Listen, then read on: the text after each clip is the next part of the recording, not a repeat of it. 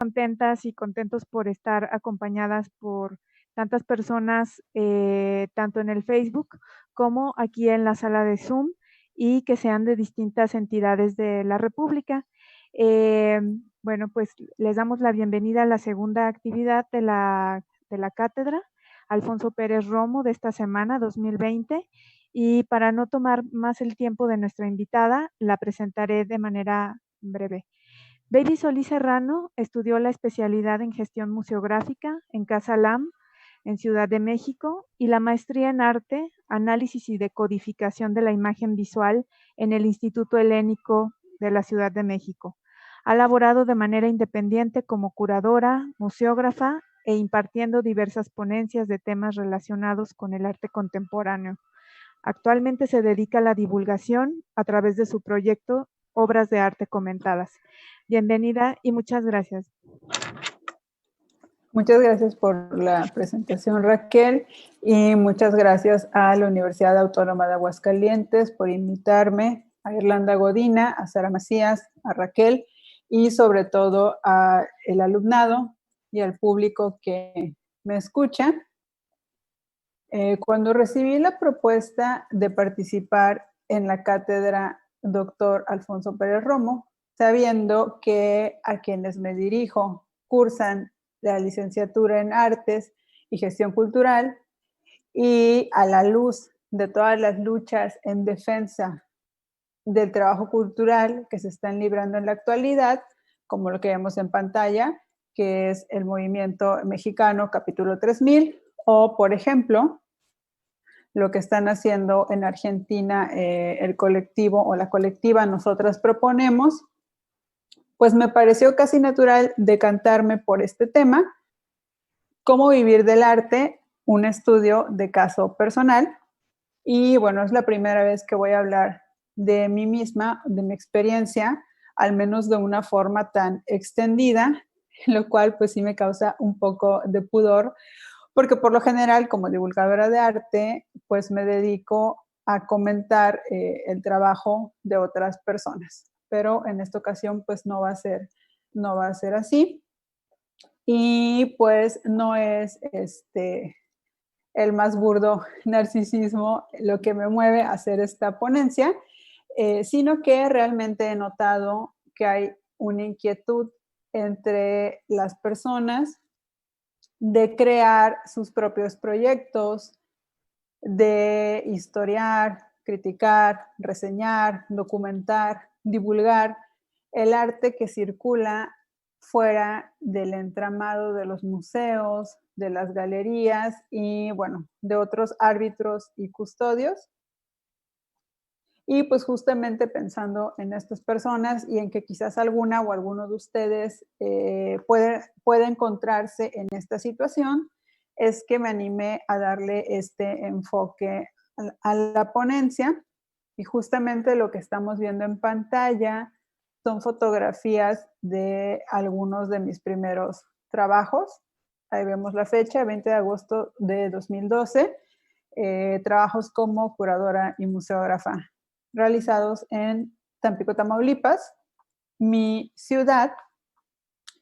Y bueno, hace poco apareció este publireportaje que tenemos en pantalla, apareció el mes pasado, me parece, en un periódico en Monterrey, y afirma Cuauhtémoc Medina que crece la demanda de curadores. Entonces pensé que no estaba de más mencionarles que pues no todo México es la Ciudad de México, y que en algunas ciudades,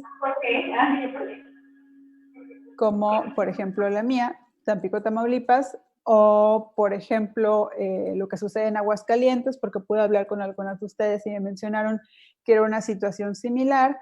Pues bueno, en nuestras ciudades la curaduría no es una profesión en auge, no es una profesión con mucha demanda tampoco, ¿no? Entonces, de este caso, pues bueno, no aplica para todo el país lo que dice este publireportaje. Y para ser muy honesta con ustedes, estos trabajos de curaduría que les estaba mencionando, los realicé de manera pro bono, cosa que, bueno, no me da pena admitir, y que de hecho creo que es totalmente necesario que sea dicho, porque es una realidad del trabajo cultural. Buena parte se realiza sin cobrar, y todas estas personas no remuneradas, que van desde voluntarias, becarios, artistas, críticas, museógrafos, curadoras, gestores, su trabajo no remunerado es justamente el que está sosteniendo el campo del arte, que es lo que menciona la artista Hito Steyer en esta cita que tenemos en pantalla, y se las leo. Yo diría que, dejando a un lado el trabajo doméstico y de cuidados a personas, el arte es la industria con mayor índice de trabajo no remunerado.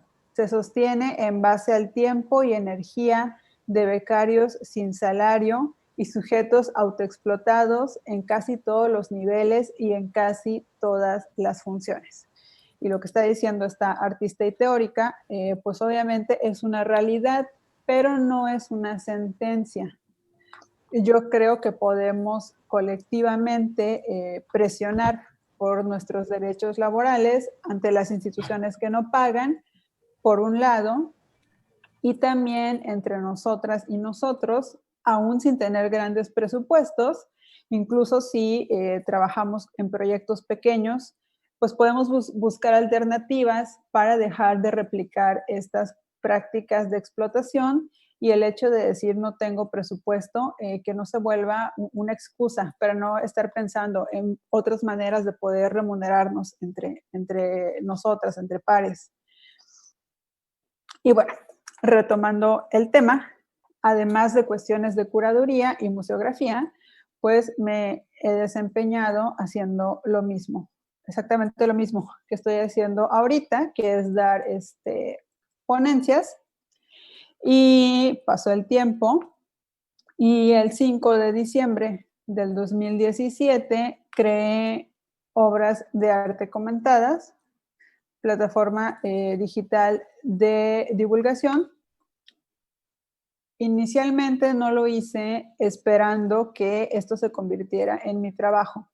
No tenía comprensión alguna de cómo funcionaban los medios de comunicación digitales, no tenía idea de cómo es que daban réditos, no sabía tampoco el alcance que podía tener una iniciativa así. No tenía idea de hasta dónde podía llegar la página.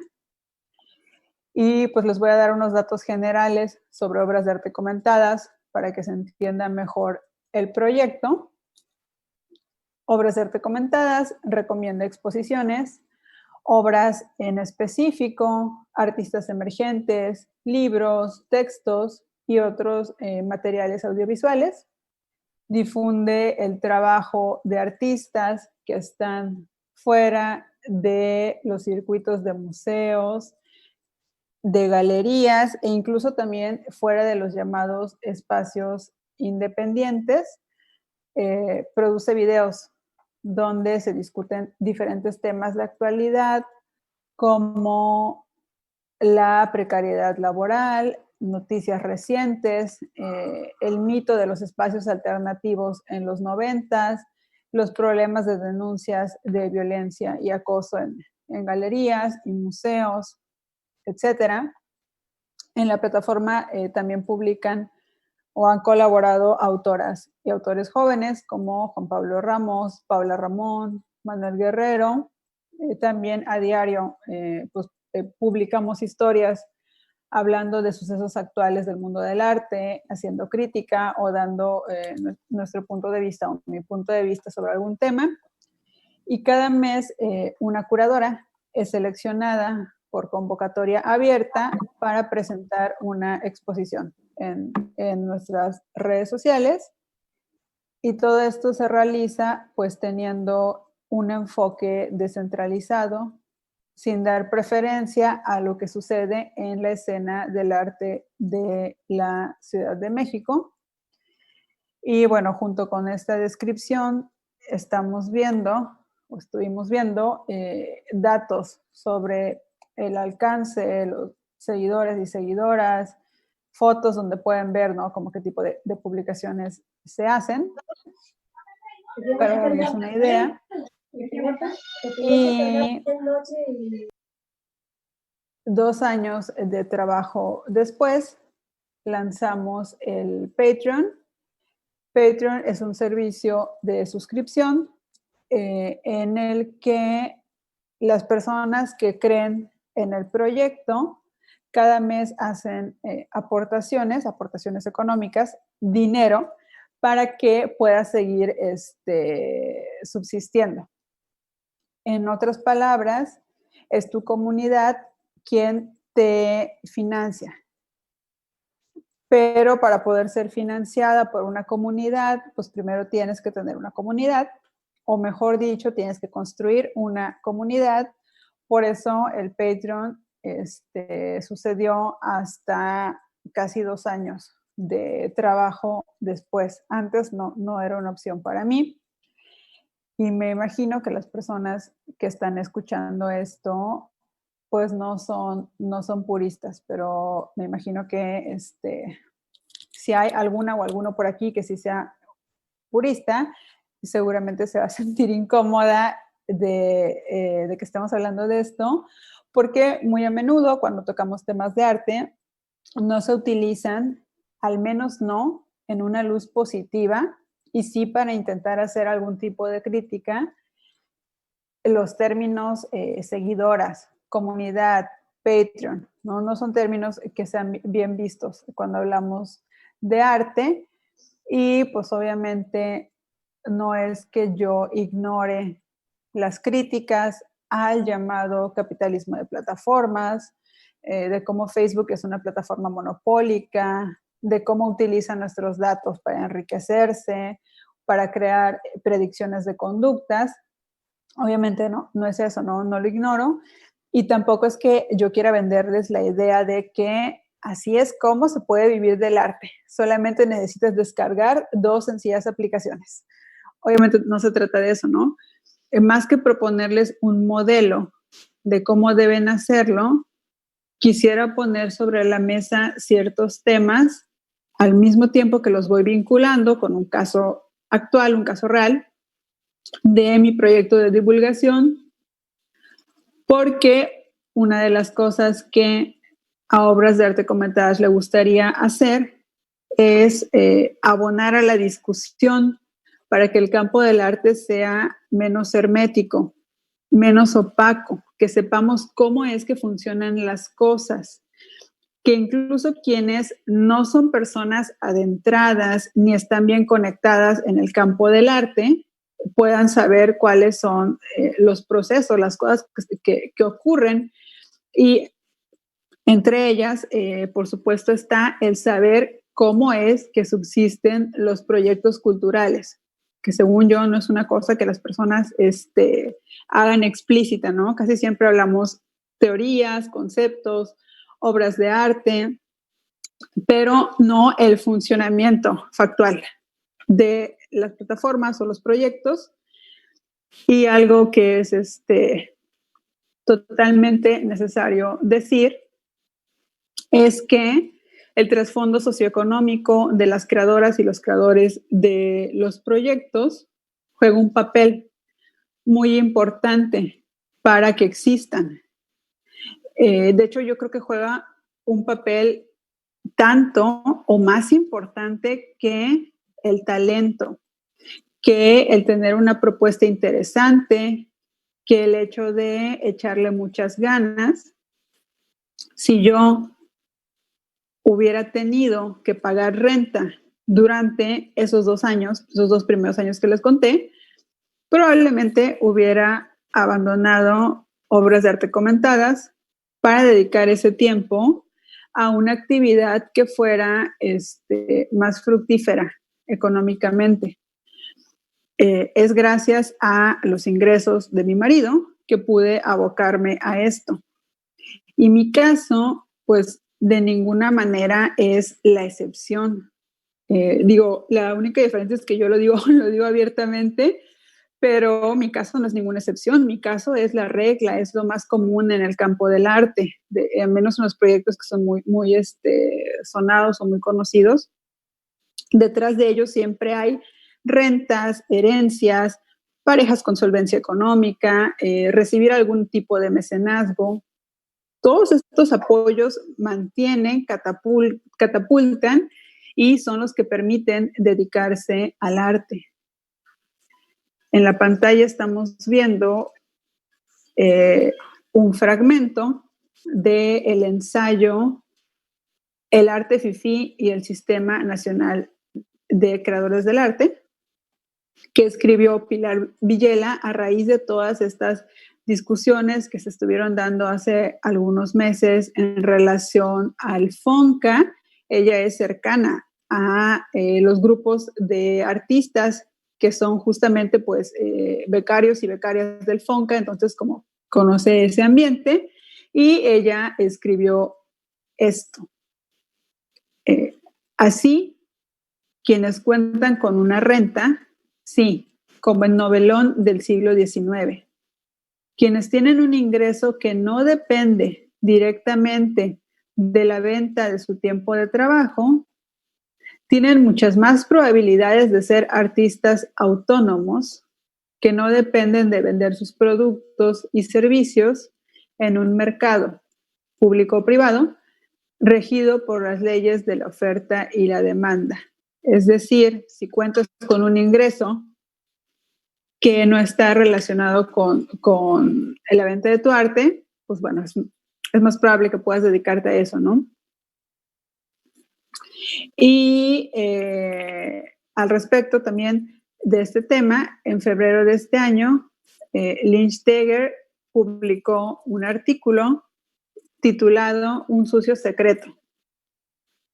Solo puedes ser escritor o escritora si tienes el dinero para solventarlo. Discutía cómo varios mitos propios de la meritocracia prevalecen en el campo literario y algo que también me parece muy, muy importante decir, cómo somos nosotras y nosotros mismos quienes estamos alimentando estos mitos, justamente al no hacer transparentes las verdaderas fuentes de ingresos que tenemos. Por dar algunos ejemplos, ella habla de cómo en Instagram y en Twitter hay autoras y autores que se describen a sí mismas como escritoras de tiempo completo, como si fuera su actividad principal, y todo el tiempo están posteando fotos de sus escritos, de cómo están ordenados sus bolígrafos, sus procesadores de texto, y todo el tiempo están hablando en sus redes sociales sobre su proceso, justamente como creando este mito de que son autoras que viven justamente de su trabajo de escritural, y quizás hace 2 años vendieron alguna novela que no hizo mucho ruido y fue en alguna editorial independiente, entonces no son tampoco estos escritores de bestsellers que entiendes, ¿no? De dónde vienen sus réditos. Y aquí cito a Lynch Steger. Ella dice: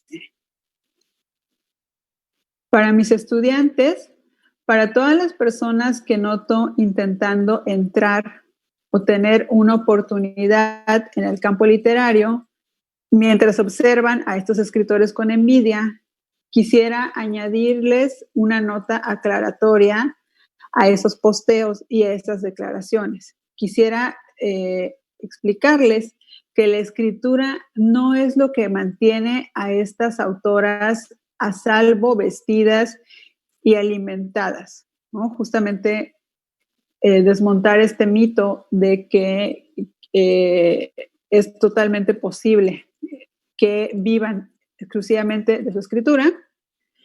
Y sobre este tema hay obras de arte, y en pantalla estamos viendo una que hizo la argentina Ana Gallardo, justamente en el 2009. La pieza se llama Currículum Laboral.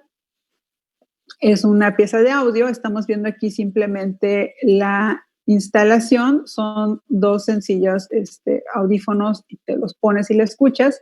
No encontré una versión en calidad suficiente para reproducir aquí el audio, desafortunadamente, pero se las describo. En la pieza, Gallardo va narrando todos los trabajos que ha tenido o que tuvo desde 1973, que es cuando comenzó a trabajar, hasta el 2009. Y en sus propias palabras, no vivo de la venta de mi obra, por lo que tengo que hacer otro tipo de trabajos para ganar mi sustento. Aquí estamos viendo otra pieza de la artista española Olaya Gómez. Se llama Currículum en Blanco. Lo que hizo es que ella se autoempleó, se empleó como pintora de brocha gorda, pintora de casas, ya que su trabajo como artista pues no le daba ingresos para subsistir. Entonces, a cada casa a la que iba a trabajar, primero escribía una línea de su currículum, que es lo que estamos viendo. Por ejemplo, aquí pone licenciada en Bellas Artes, o aquí pone Premio Muestra de Arte Joven Rioja. Y después de que escribe la línea de su currículum, lo que hace es que pues pinta, que es el trabajo para el cual la contrataron. Tapa con pintura su currículum. Licenciatura en Bellas Artes, máster en investigación en arte, beca BEGAP. El currículum no es que esté en blanco, simplemente es que no parecen ser logros válidos para vivir de ellos, o al menos no para vivir de una manera estable. Estas obras hacen explícito justamente lo que les comentaba, lo que muchas autoras y autores no. Pocas personas mencionan cómo obtuvieron esa libertad para poder dedicarse a producir su obra sin tener que preocuparse de mantenerse a sí mismas o mantener a una familia o mantener a una casa. Entonces, como no transparentamos esto, perpetuamos ilusiones que hacen ver como muy sencillas o sustentables elecciones de vida que en realidad no lo son tanto o no es tan fácil. Y estas narrativas meritocráticas, pues obviamente también están presentes en el campo del arte contemporáneo mexicano. Es muy extremadamente común que contemos las historias de los artistas o de los espacios, omitiendo la cuestión de clase y las ventajas de nacimiento que varias creadoras y creadores han tenido, y que sin estas ventajas muy probablemente no hubiera ocurrido que hoy se hablara de su trabajo. Un caso muy palpable y que yo ya he trabajado en otras ocasiones, lo estamos viendo en pantalla. Me refiero al espacio independiente o al espacio alternativo llamado La Panadería, que funcionó del 94 al 2002. Lo fundaron los artistas Joshua Cohn y Miguel Calderón. Y en su momento, pues La Panadería fue justamente eso, una alternativa a lo que se exponía en los museos o los sitios oficiales. Pero hoy, pues La Panadería ya no tiene nada alternativo, ¿no? Está totalmente, forma totalmente parte del canon, o sea, de la historia oficial, de lo que te enseñan en las instituciones. Pero las instituciones, pues también contribuyen a crear estos mitos, porque lo que hacen al hablarte de La Panadería es hincapié en el carácter experimental y atrevido de lo que ahí se mostraba o sucedía. Por ejemplo, una acción que es muy recordada todo el tiempo, a pesar de que no hay imágenes, al menos yo no conseguí imágenes, en el 2002 el espacio cierra con una acción de Teresa Margolles que consistía en rellenar el lugar de cemento, pero el cemento estaba mezclado con 100 litros de agua previamente utilizada para el lavado de cadáveres en la morgue, ¿no? Es como el sello de Teresa Margolles. Sobre esto, la investigadora Vania Macías en el ensayo Espacios Alternativos de los 90s, lo pone así.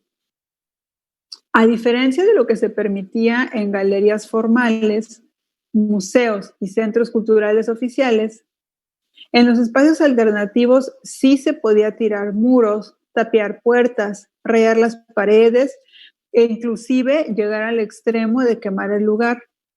La panadería permitía este tipo de alteración del espacio en gran medida porque el dueño era el padre de Ocon, lo que incrementaba el sentimiento de libertad de acción y de pertenencia.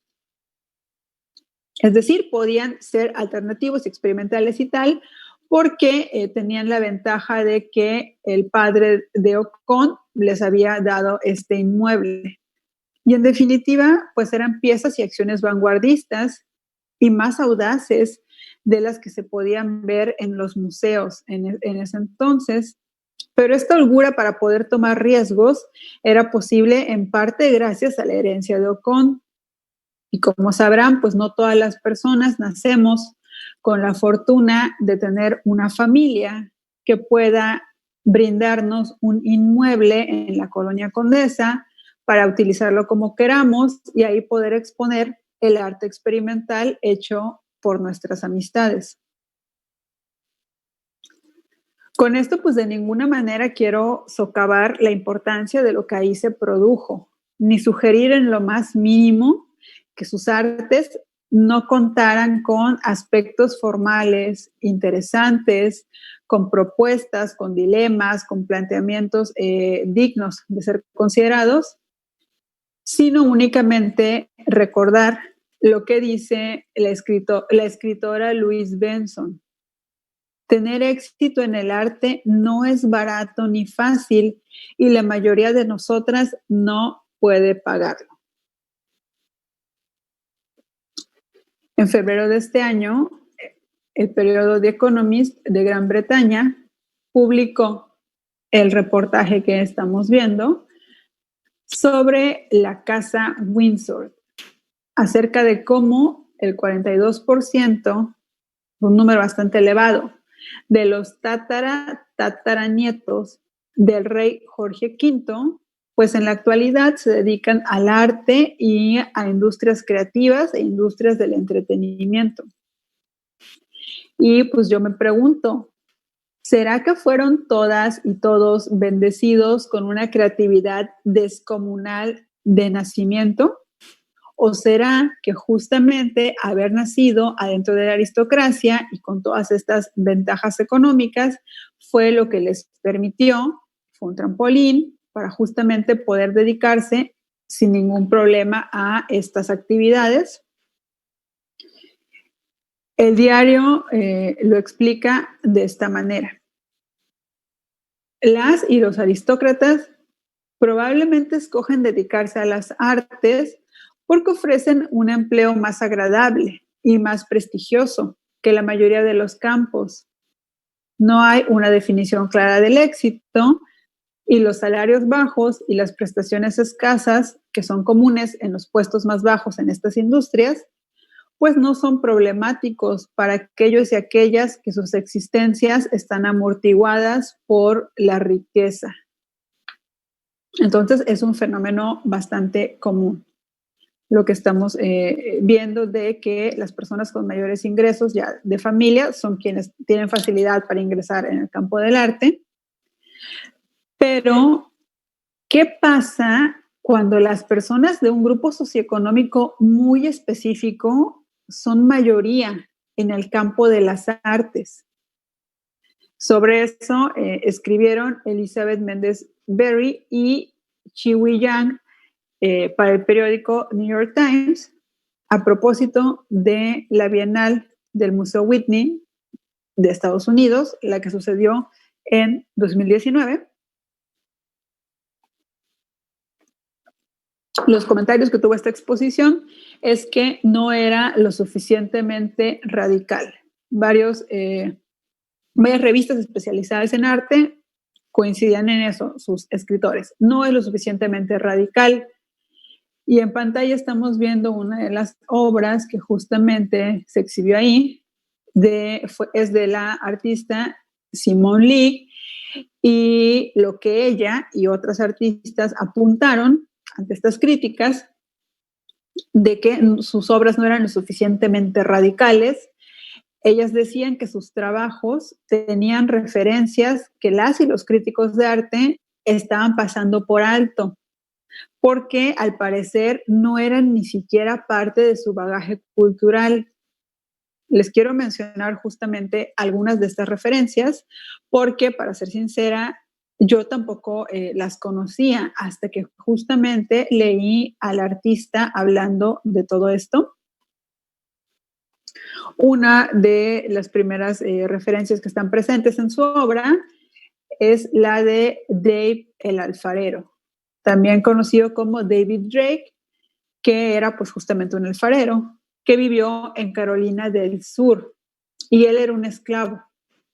Produjo jarras de grés esmaltadas, que están en la pantalla, entre 1820 y 1870, y firmaba sus obras, aquí está, claramente no, las firmaba como Dave. Adicionalmente, algunas en la parte de abajo les inscribía pequeños poemas, lo cual era totalmente inusual para la época.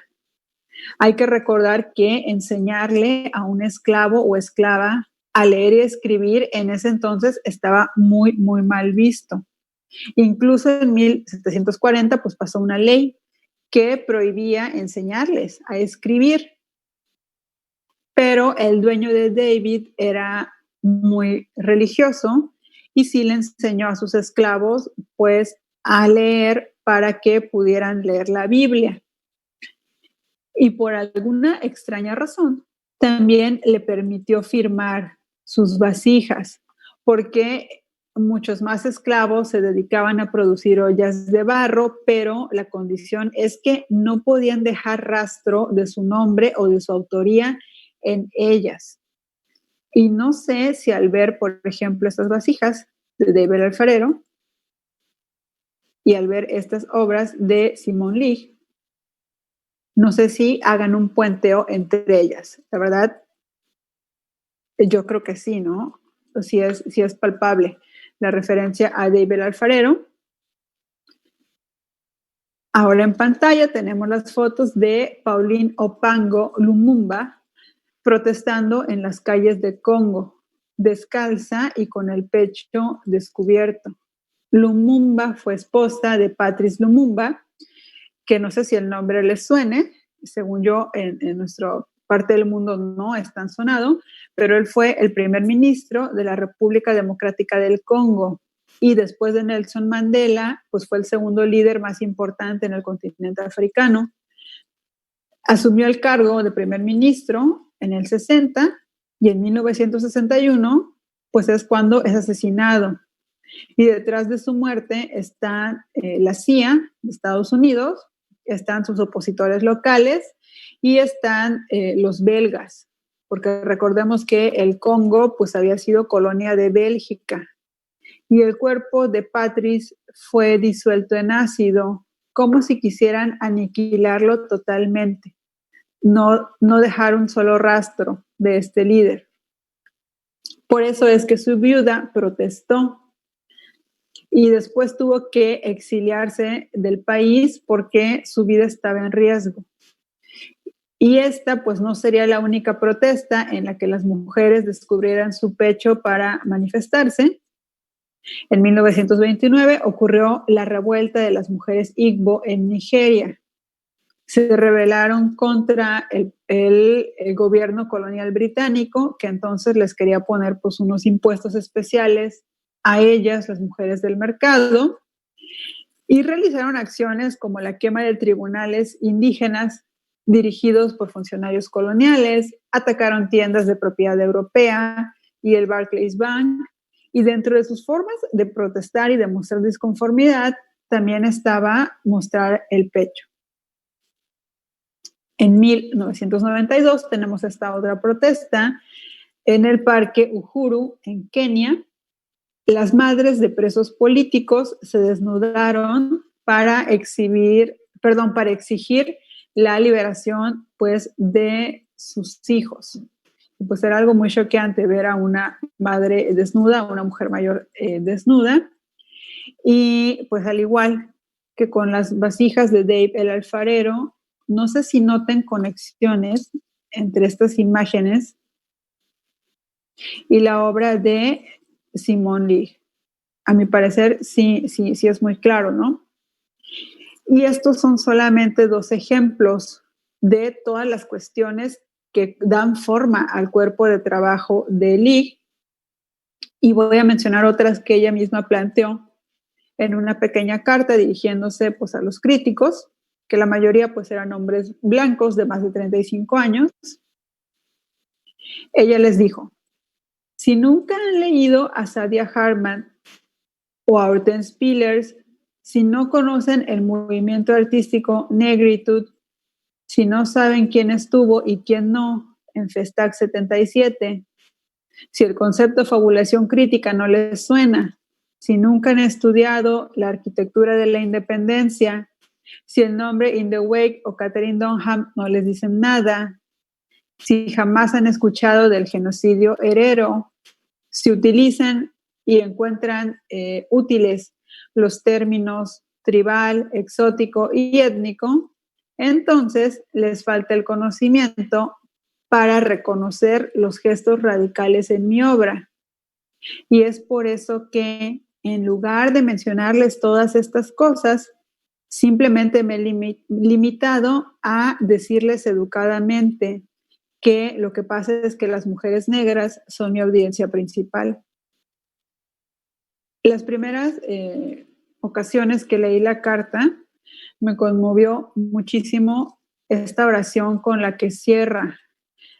No es cosa menor decir, mi audiencia principal son ellas, más que buscar el reconocimiento de la crítica, que es una cosa a la que generalmente te enseñan en este campo tan basado en jerarquías, que es el campo del arte, te enseñan casi siempre, ¿no?, a buscar la aprobación de la crítica, de las personas que ya están bien insertos en el campo, y que un artista diga, yo no hago arte para ellos, sino para este grupo con el cual sé que comparto un trasfondo, una historia, una lucha. Y lo de lucha, pues no lo digo a la ligera, porque pues de verdad ustedes saben la brutalidad del racismo y el sexismo en nuestras sociedades. Y decir, yo hago arte para ellas y no para ser entendida o aclamada por la crítica, a mí me parece algo sumamente encomiable. Lo que quiero plantear con este ejemplo de la recepción de la crítica que tuvo la obra de Simone Leigh es lo que menciona la crítica de arte Aruna de Sosa. El problema no es que estos críticos carezcan de una conexión esencial con el trabajo de las artistas de color, es que muchos de ellos simplemente no están familiarizados con las ideas intelectuales, artísticas y conceptuales que subyacen en los trabajos. Este fue un ejemplo de críticos de arte incapaces de dar un juicio mejor formado sobre la obra por no estar familiarizados con toda la cultura material e inmaterial a la que estaba haciendo referencia todo el tiempo el artista. Y pues en este caso vemos cómo nuestra formación está atravesada por múltiples factores, como por ejemplo nuestra clase social, género, si somos consideradas racializadas o no.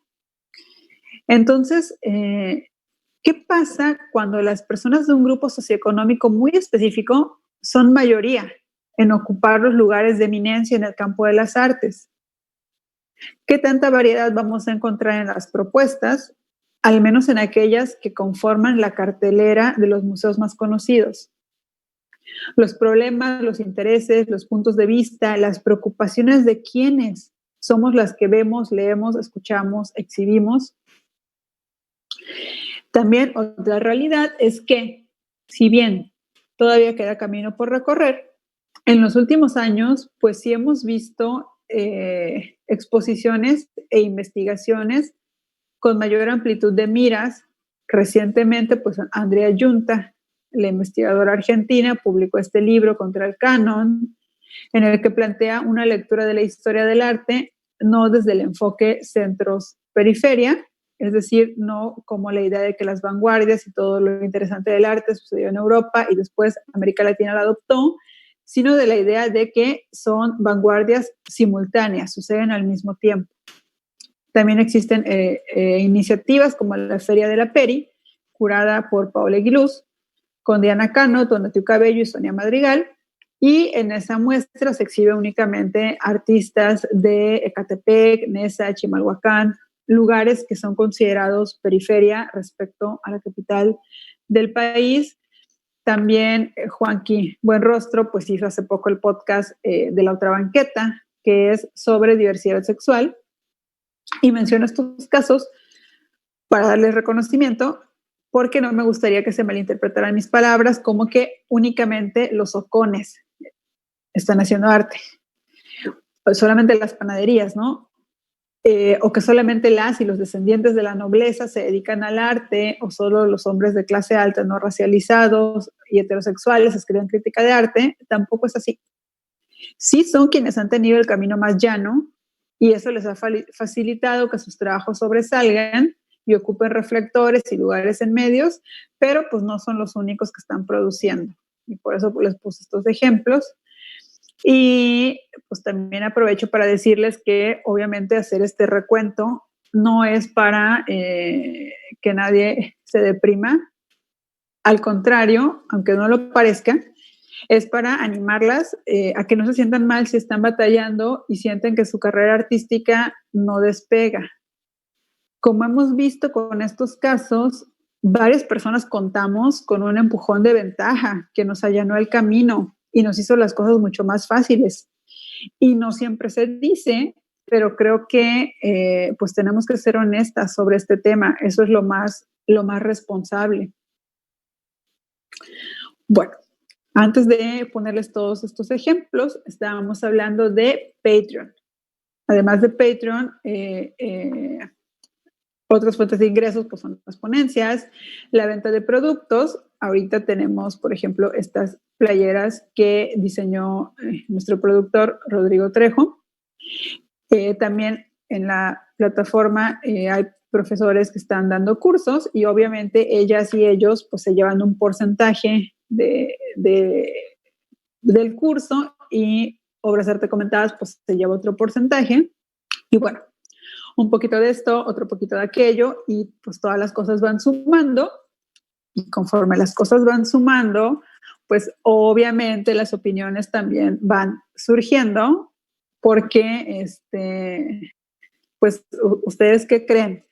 Que las personas han dicho felicidades. Es refrescante ver que un proyecto de arte logre ser sustentable sin recurrir a venderle publicidad a museos y galerías, que apueste por otras opciones más allá de depender exclusivamente de las becas. El hecho de que ODAC lo logre es motivación para todas las personas que quisieran dedicarse a algo similar.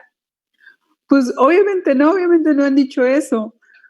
Claro que hay personas que son muy lindas y lo apoyan y son la mayoría, pero pues obviamente no faltan los comentarios que dicen cosas como ya vienen a pedir dinero. ¿Por qué cobran por los cursos? Reciben dinero por no hacer nada. Y comentarios similares. Y creo que obviamente hay una explicación para todo este tipo de comentarios. Y es una de las razones por las cuales justamente vivir del arte es complicado, y es porque existe una percepción generalizada de que es una actividad que no debería de ser bien remunerada.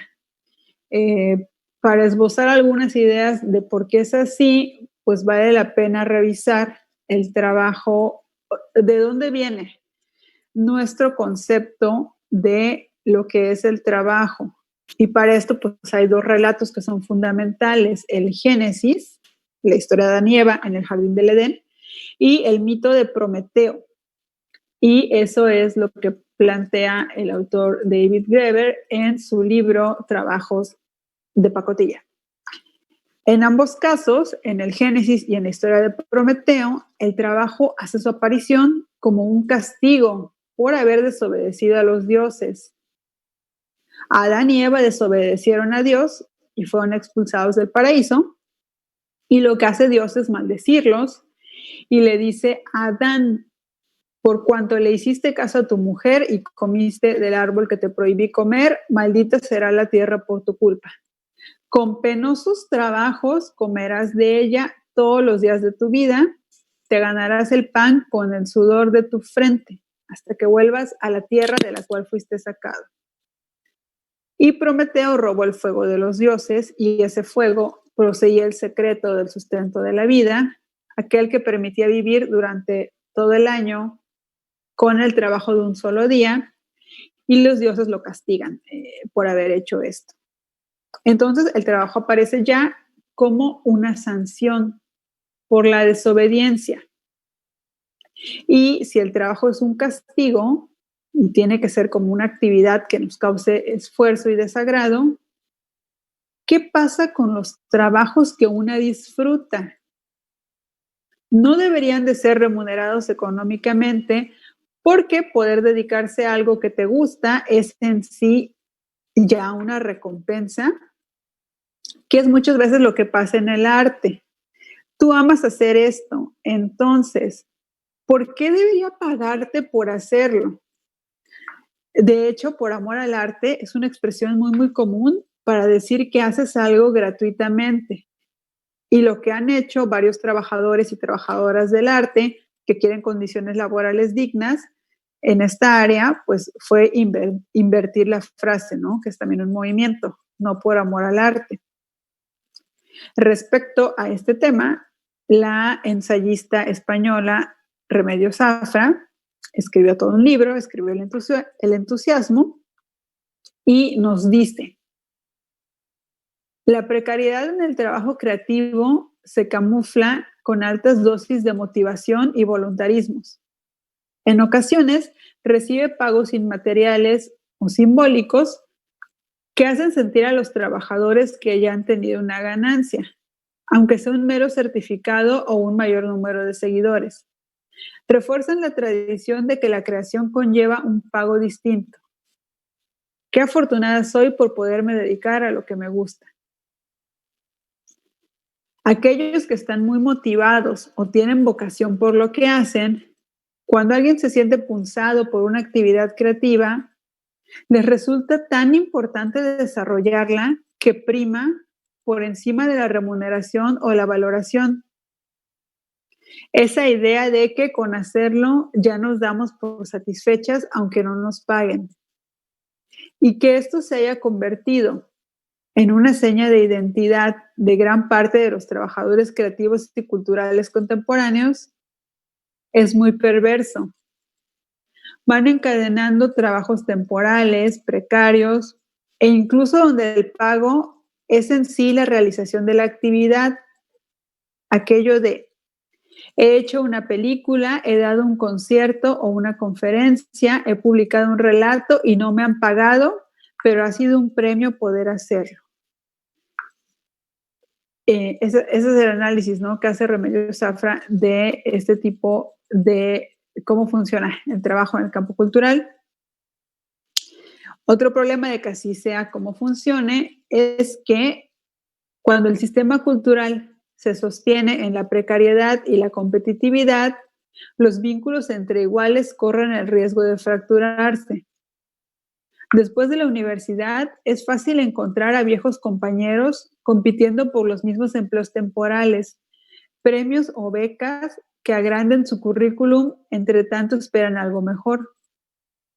El concurso constante es una forma de mantener desactivadas a las personas, pues llegan a pensar que ganar las 50 personas y obtener un trabajo temporal o no remunerado es un premio. Este libro es buenísimo, es una descripción tal cual de lo que está ocurriendo en nuestro campo laboral. Y como menciona Manuel Guerrero, parece haber un consenso en que el trabajo cultural debe ser muy poco remunerado, dado que su fin último no está en la producción de riqueza, sino en la producción o salvaguarda de un patrimonio. Aquí lo cito. Bajo esta retórica es que se ha justificado la precarización de muchas actividades. Quizá el ejemplo más inmediato ahora mismo sea el del sector salud, al cual los medios nos piden que les demos un aplauso por su actividad, que está más que bien justificada. Aunque gubernamentalmente muchos de los pasantes, becarios o médicos de guardia estén trabajando con un recorte de su sueldo y sin mucho equipo. Encontrar una explicación para esta situación en un sentido moral. Es parte de su deber salvar al paciente a toda costa. Aunque difícilmente podríamos comparar el propósito del trabajo cultural y el de la salud, en gran parte la precarización del sector cultural y artístico está anclada en esta retórica, más cercana al beneficio moral y cosmogónico de las artes como nutrientes de la humanidad. Lo que menciona Guerrero es importante. Traemos arrastrando una retórica tan grandilocuente sobre el arte, sobre sus supuestos beneficios morales y cosmogónicos, que en parte toda esa retórica es la que ha justificado la explotación y la autoexplotación en nuestro campo. Si trabajas en un museo, bajo el capítulo 3000, ¿cómo le vas a negar al pueblo de México la oportunidad de alimentarse espiritualmente viendo la exposición? Tiene 3 meses que no te pagamos, pero no importa. Tú tienes que venir a montar la exposición porque estás trabajando por el bienestar moral de la nación, por un bien mayor, ¿no?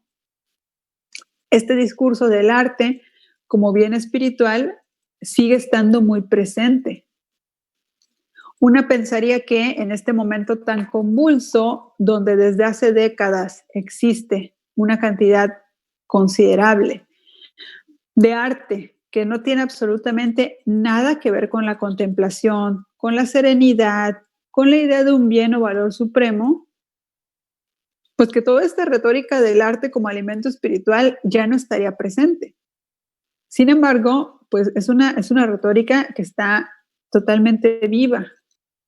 Y justamente estamos viendo un fragmento de una entrevista que es de este año, de abril o junio, de junio, que ofreció el artista Mario García Torres y subrayé justamente la parte donde está la idea del bien espiritual, del arte. De hecho, ahí dice, hablo de las artes, pero también de cualquier otra necesidad espiritual. Y pues él intentaba justificar esto para que fungiera como una razón por la cual, pasando por encima de las recomendaciones de la Secretaría de Salud, que en ese momento eran muy claras, no sé si recuerdan el eslogan "Quédate en casa", y que en junio estábamos, bueno, a tope de casos. Bueno, nada de esto importaba, ¿no? Ya urgía que abrieran los museos porque eran una necesidad espiritual. Y en la pantalla estamos viendo un afiche hecho por artistas visuales autoconvocados de Argentina. El colectivo Nosotras Proponemos, Trabajadores del Arte Feministas de Córdoba, la Asociación de Artistas de Rosario y el colectivo Trabajadoras de las Artes La Lola Mora de Tucumán, todo esto en Argentina, hicieron estos afiches a propósito del Tarifario de Artes Visuales 2020. Y el mensaje es muy claro. Si te convocan a trabajar y no hay honorarios, anímate a decir que no. Establecer ese límite es nuestra fuerza para generar nuevas dinámicas laborales. Quizás suene como una frase o un razonamiento muy sencillo, pero creo que es poderoso porque en cierta medida va en contra de absolutamente todo lo que hemos escuchado la mayor parte del tiempo. No te van a pagar, pero acepta porque es experiencia. No hay sueldo, pero acepta porque se va a ver bien en tu CV. Remuneración económica nula, pero vas a poder hacer relaciones adentro del medio y quizás eso podría ayudarte en un futuro. Incluso vas a tener que poner de tu propio dinero, pero vas a tener la satisfacción de haber hecho algo que te apasiona y algo que supuestamente es beneficioso para la sociedad. Casi siempre te dicen eso, ¿no? Como acepta, a pesar de que no hay dinero, porque vas a tener todos estos supuestos beneficios, pero estos colectivos le dan la vuelta a la frase, te dicen, anímate a decir que no, y te dicen por qué. Y pues justamente creo que eso es uno de los puntos, generar nuevas dinámicas laborales, ver qué acciones efectivas podemos tomar aquí y ahora. Y a raíz de eso me gustaría compartirles esta carta ya para ir cerrando. Del lado izquierdo podemos ver una invitación que el Instituto Estatal de la Cultura de Guanajuato mandó a varias y varios artistas, las y los invitaba a confeccionar unas mantas, y esas mantas iban a ser colocadas en los balcones de Guanajuato capital.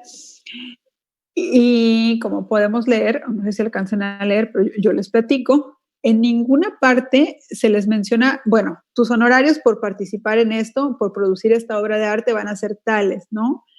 Jamás hablan de darles algún tipo de pago, simplemente los están invitando a trabajar pro bono.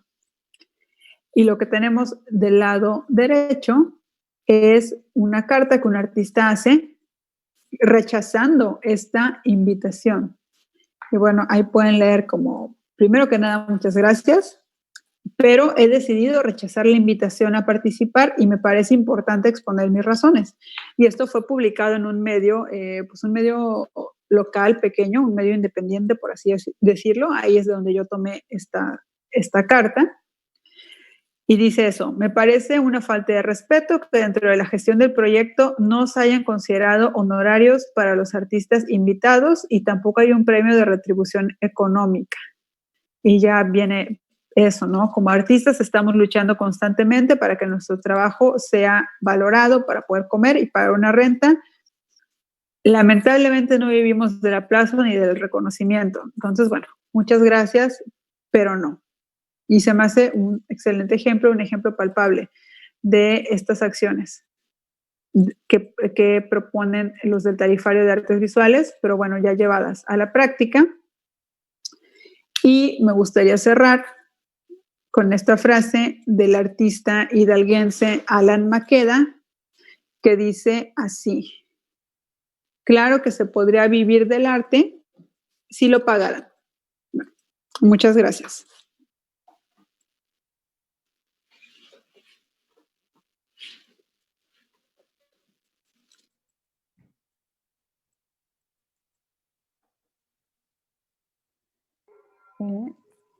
Muchas gracias, baby. Vamos a abrir el espacio para preguntas y comentarios con la gente de Zoom, pero también con las que nos acompañan en Facebook.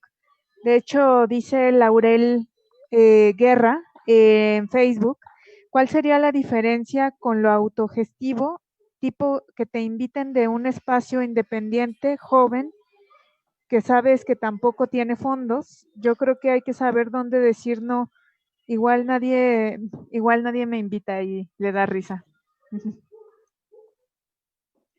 De hecho, algo que se me hace muy interesante del tarifario que están haciendo los artistas visuales de Argentina es que ellos incluso para los espacios autogestivos o independientes mencionan que sí tienen que dar una retribución, pero obviamente aquí entra pues las negociaciones, ¿no? Creo que ya estamos tan acostumbradas y acostumbrados a que nuestro trabajo no tiene valor, que no nos damos cuenta que, por ejemplo, si alguien de ese colectivo es fotógrafo, pues puede tomarle fotos a tu obra, ¿no? Para documentarlas para tu portafolio, y quizás no es dinero, pero sí es una actividad que cuesta y pueden hacer algún tipo de intercambio.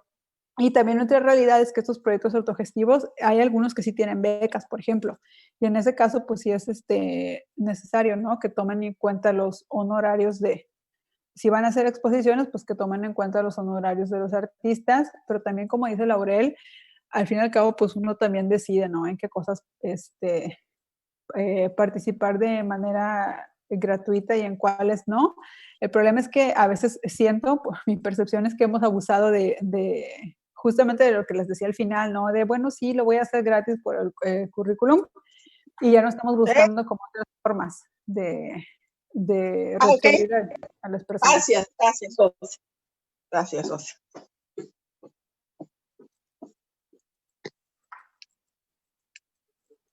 ¿Hay alguien que tiene, no sé si es para una pregunta? Eneida.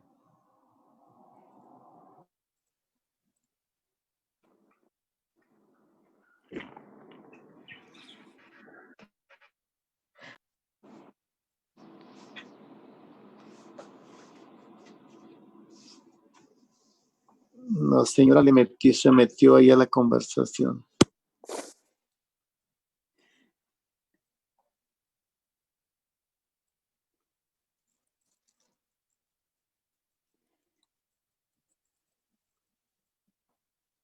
Bueno, Luis, ¿puedes tomar la palabra para darle la moderación, por favor?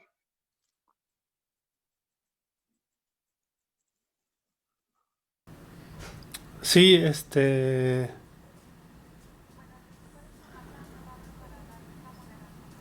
¿alguien gusta hacer alguna pregunta para Baby o tenemos comentarios?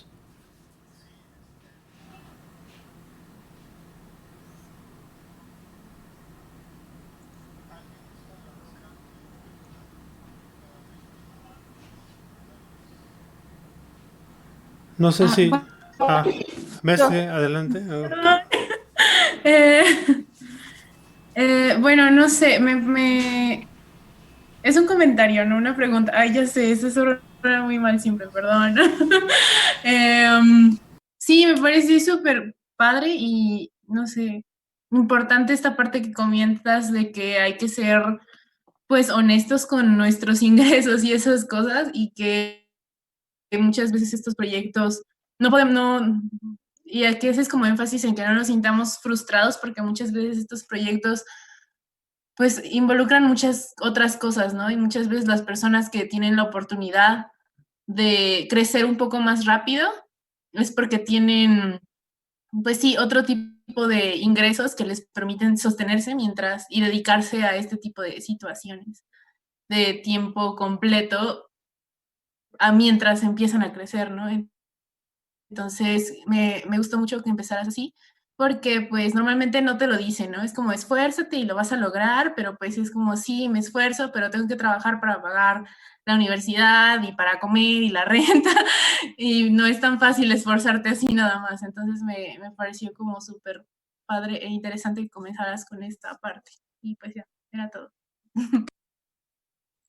Muchas gracias, Gabriela. Y sí estoy de acuerdo contigo. De hecho, a mí nunca me tocó escuchar a nadie que dijera así como abiertamente, pues yo lo pude lograr porque tuve un colchón económico externo a mi proyecto, ¿no? Casi siempre se recalca nada más como yo lo logré por mi talento, por mis buenas ideas o como, pues esos mitos meritocráticos. Y pues sí, justamente lo que dijiste, por eso me parecía importante decirlo.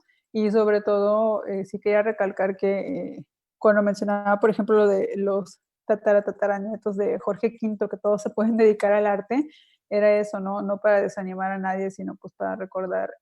Y eso justo al contrario, a mí me anima a saber, ¿no? Que si quizás las cosas a veces no salen bien o tan fácil como otras personas, pues puede ser porque no tienes estas ventajas de nacimiento.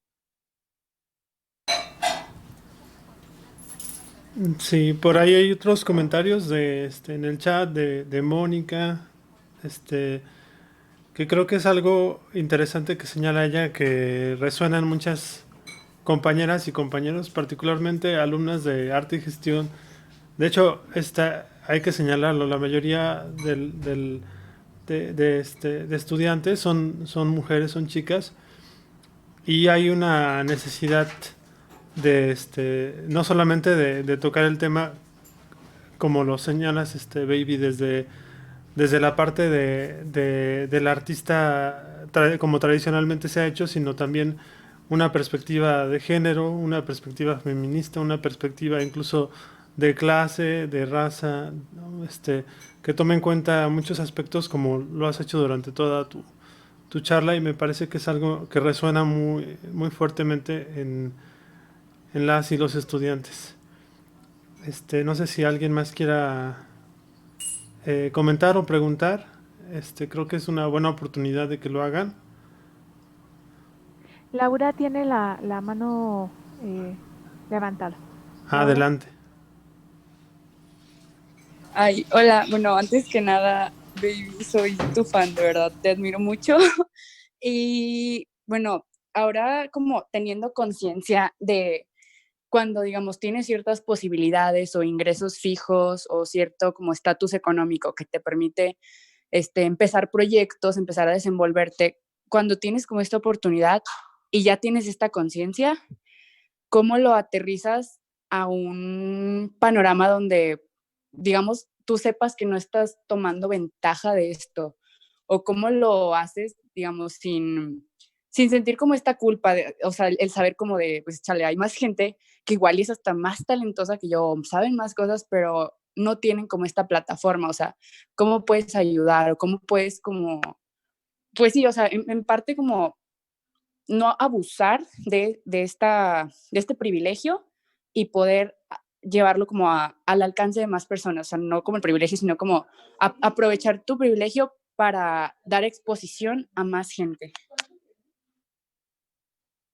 Bueno, Laura, muchas gracias por la pregunta. Creo que es necesario justamente lo que les decía de la charla, que sí sean cosas que se hablen. Por ejemplo, hace poco, pareciera que no, pero a mí sí me gusta mucho la obra de Joshua Cohn, pero lo lees en las entrevistas y yo recuerdo una hace poco diciendo como en México no hay críticos de arte serios. Y te preguntas cómo una persona que justamente tuvo todas estas ventajas, cuando habla en público, sus comentarios están como muy desfasados de la realidad, y pues siento que una manera de lo que decías de cómo aprovechar que tú sí tuviste una ventaja y las demás personas no, pues es justamente cuando tengas espacios públicos, pues discutir ese tipo de cosas del arte que no siempre se hablan.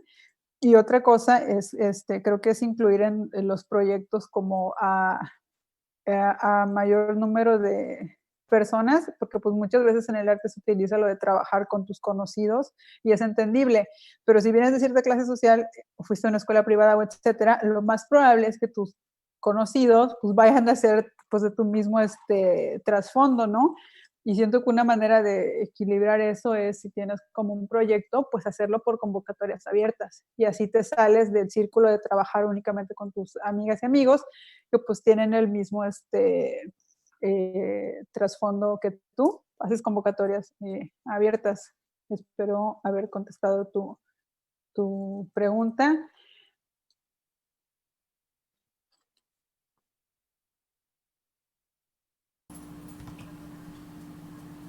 Bueno, hay otra pregunta en el chat. Dice, bueno, es de Adriana Reyes. ¿En México existe algún colectivo o organización que busque y defienda los derechos laborales en el sector cultural?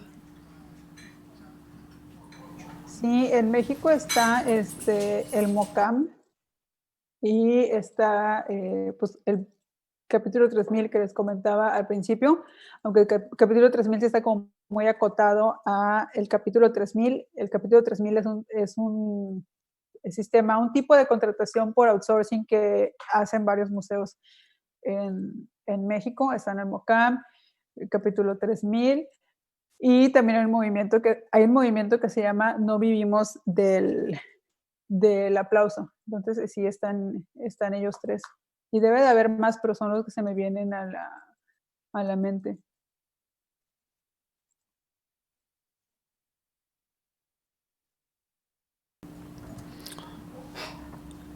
Una pregunta. Soy Iracema. Bueno, algo que a mí yo soy bailarina de tahitiano, y algo que me pasaba mucho en un principio era cuando alguien me preguntaba, ¿cuánto cobras por dar un show o hacer una presentación? Saber y preguntarme, y creo que igual tengo amigos que, pues, no sé, o pintan o practican alguna disciplina artística, y siempre creo que está la pregunta de ¿cuánto debo cobrar? O sea, ¿cómo voy a saber cuánto cobro sobre todas las frecuencias? Si como si la referencia lo que o es algo y que me gustaría saber como de alguien que tiene como más experiencia en esto como tú. ¿Cuál sería como la mejor manera de cuando vas comenzando los costos que manejas? Hola, Iresema, gracias por tu pregunta.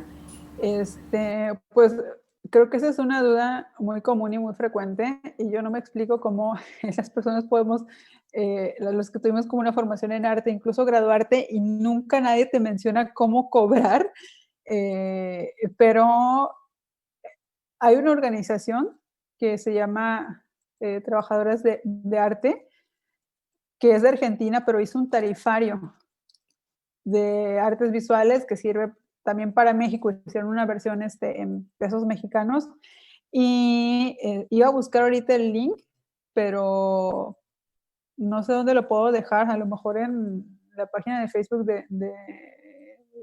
de la escuela, pero sí existe un tarifario tal cual que te dice justamente cuánto tienes que cobrar, porque es una duda muy, muy común, y te dice cuánto cobrar si es lo que decíamos de proyecto autogestivo, proyecto independiente, y también el caso de cuánto tienes que cobrar si estás trabajando con una institución, porque obviamente los montos son diferentes. Entonces, pues sí, existe un tarifario tal cual para este caso.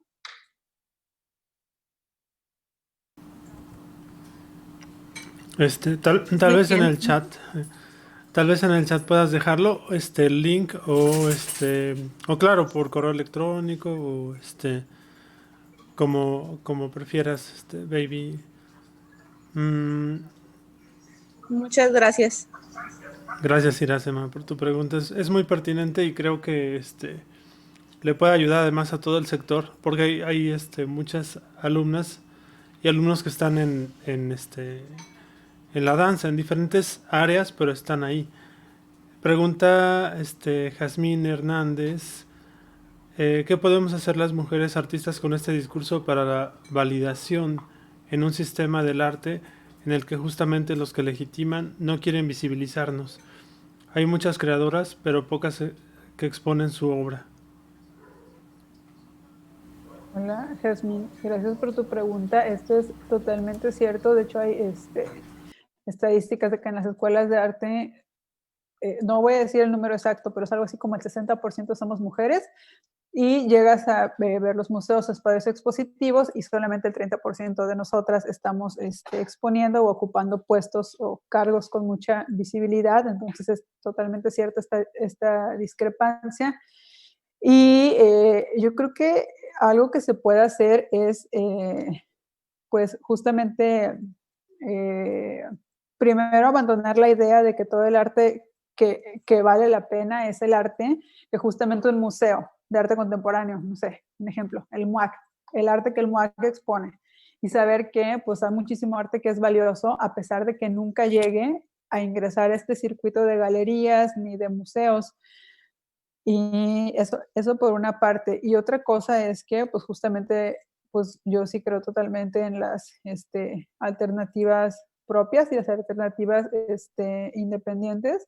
Y pues eso es otra cosa, ¿no? Las personas que tienen como sus propios lugares expositivos, o también, en mi caso, como sus propias páginas de arte de internet, las críticas que quieren escribir justamente del trabajo de otras mujeres, que se les hace pues más interesante que estar cubriendo lo que hacen pues los típicos artistas, ¿no? De museos o de instituciones. Entonces, pues bueno, yo apostaría por esas dos opciones.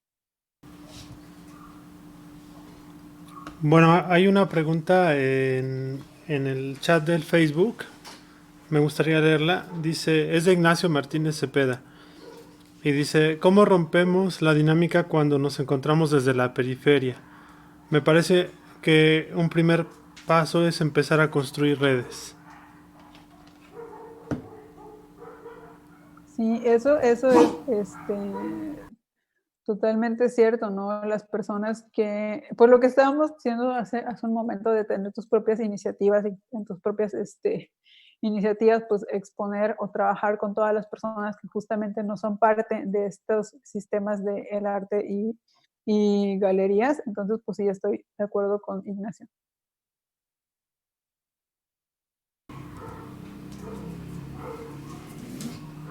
Acá hay otro comentario de Andrea Alcázar.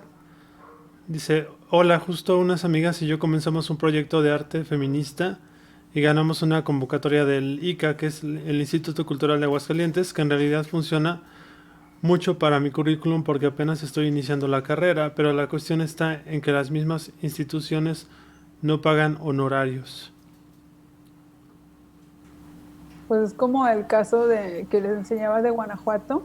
Y, por ejemplo, en ese caso, les compartí la carta del artista que ella dijo, pues yo no voy a participar porque ustedes tienen que entender que esto es un trabajo y no me pueden pedir obras si no me pagan. Pero también hubo el caso de artistas que decidieron participar y participaron haciendo mantas que justamente hablaban de este instituto. No pagan, nos pidió obra y estamos trabajando aquí de manera gratuita. Y pues eso es un tipo de presión que se le pone a los institutos, pues porque al ser exhibidos de manera pública, pues bueno, es una mala reputación, ¿no? Para ellos. Entonces, yo creo que cada vez nos estamos haciendo más conscientes, o al menos lo que yo he notado en el campo del arte en el que yo me muevo, que nos estamos haciendo cada vez más conscientes de que esto es un trabajo y se tiene que empezar a remunerar. Pues yo espero eso del instituto, bueno, del ICA, ¿no? Que en algún momento, ante la presión y ante que todas las personas ya nos estamos haciendo conscientes que tenemos que cobrarles, pues bueno, no van a tener de otra opción, ¿no? Más que justamente tener honorarios. Y parece que las instituciones ahora se escudan en la pandemia para no pagar o no dar la remuneración justa, debido a que a lo mejor se han cancelado muchos eventos, exposiciones, obras de teatro, etcétera. Pero al mismo tiempo, pues la oferta cultural en internet sigue abierta, ¿no? Sigue estando ahí. De hecho, parece que incluso ha crecido la actividad artística porque la gente busca una forma de no solamente de entretenimiento, sino de disfrute, ¿no? Del arte y la cultura. Eh, en ese sentido, ¿qué le recomendarías a las chicas de arte y gestión en esta época en la que en la que justamente algunas instituciones, desde la Secretaría de Cultura, pero también los institutos locales, se escudan en no hay presupuesto, nos recortaron, etcétera, etcétera? Yo les recomendaría que no se autoexploten, que es algo como muy común en el campo del arte, pensar que autoexplotándote justamente te va a ir mejor, y pues que también no tiene incluso nada de malo. Yo sé que es un tabú, pero yo de verdad no le veo absolutamente nada de malo a tomarte un tiempo fuera de tu actividad artística. Si económicamente ya no te está siendo posible llevarla a cabo, pues no vale la pena, ¿no? Por el mito de que es mi pasión y es mi vocación y tengo que hacer esto aunque me sienta mal y me muera y esté frustrada. También creo que se vale como tomarse un tiempo de las actividades artísticas hasta poder ver de qué manera pues puede ser sustentable lo que estás haciendo, o incluso sí, tomarte un tiempo.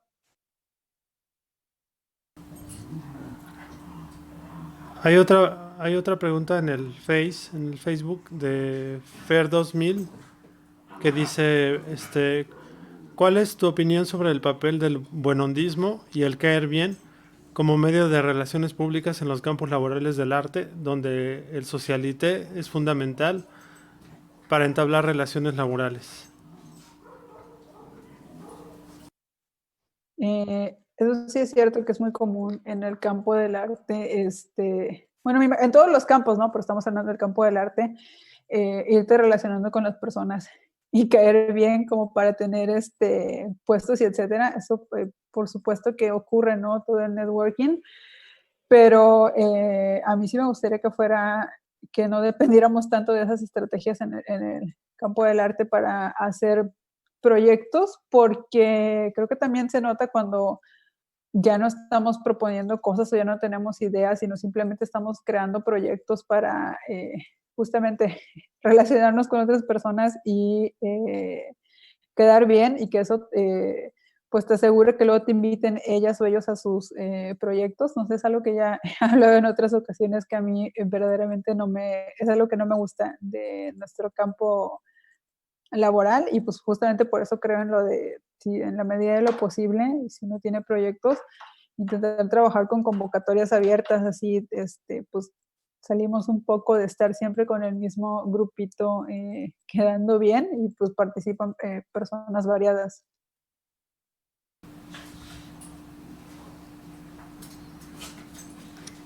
Sí, sí, es cierto que es algo muy común del campo y ¿Por qué? Fernanda, ¿quieres comentar algo? Ok, ¿alguien le gustaría comentar, ya sea por el chat o simplemente prender el micro? Sé que hay por ahí hay muchas chicas, chicos que seguro tienen muchas preguntas, a lo mejor las van a reservar para mañana.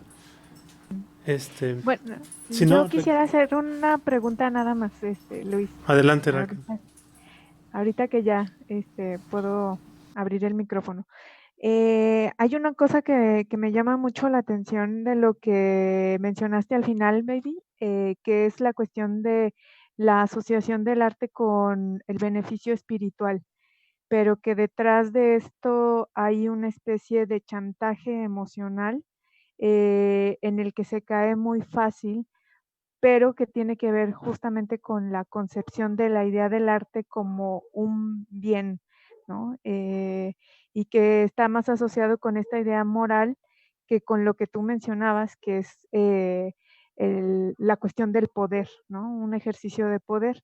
Entonces, me parece que luego hay una línea que no se distingue tan bien entre este beneficio aparentemente espiritual, que es muy moral en este sentido, de la diferencia con un ejercicio más bien de poder sobre quien lo crea, sobre quien lo pone en circulación, etcétera. O sea, cómo distinguir estas líneas tan difusas que después son tan perversas y chantajistas.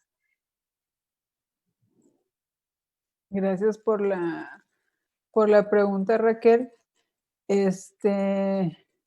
No sé si entendí bien. Me preguntas cómo distinguir entre cuando se está utilizando el argumento de que tienes que trabajar incluso de forma gratuita porque estás haciéndole un bien moral a la sociedad, a distinguir cuando esto se utiliza simplemente como un ejercicio de poder. ¿Me estabas preguntando eso? Sí, sí, exactamente. Yo diría que la mayoría de las ocasiones es un ejercicio de poder, porque en realidad, obviamente, o sea, si no pensara que el arte valiera la pena, pues no me dedicaría a esto, ¿verdad? Pero pues también otra cosa es que es muy difícil cuantificar el supuesto valor moral o el valor espiritual del arte. Es una cosa muy, muy difícil de cuantificar. Entonces yo creo que en la mayoría de casos pues es simplemente un ejercicio de poder. Sí creo que el arte vale la pena, pero no diría que vale la pena porque es un bien espiritual, un bien moral, o que le ayuda en algo como al espíritu de la nación, ¿no? Que sí son ideas que en México todavía tenemos. Sí, pues muchísimas gracias, baby. No sé si hay alguien más que quiera plantear una pregunta o como dice Luis, está ahora reservándose para el día de mañana. Pero ha sido de verdad un placer escucharte decir estas cosas a estudiantes de arte que están haciendo pues un proceso también de concientización de todas estas circunstancias, ¿no? Y bueno, para nosotros es un gusto que hayas aceptado nuestra invitación. Pues muchas gracias a ustedes y espero que no haya estado muy corta mi presentación. Yo calculé que el resto de la última media hora estaba bien como para preguntas, pero ya no sé si estuvo muy corta mi presentación. No, para nada, perfecto. La verdad es que nos quedamos pensando muchísimo. Y bueno, a nombre de todas y de todos, pues te agradecemos y esperamos pues al día de mañana para poder continuar con esta discusión tan necesaria, ¿no? Sin más, bueno, pues damos la buenas noches a todas y a todos quienes nos acompañan. Y pues seguimos con la programación de la cátedra a lo largo de la semana. Muchas gracias a todas las estudiantes aquí que estuvieron participando, a quienes nos acompañan de otras ciudades, otras entidades y por supuesto a nuestras invitadas y nuestros invitados que están ahora. Gracias, Mary. Hasta mañana. No, muchas gracias a todas y todos. Nos vemos mañana. Y bueno,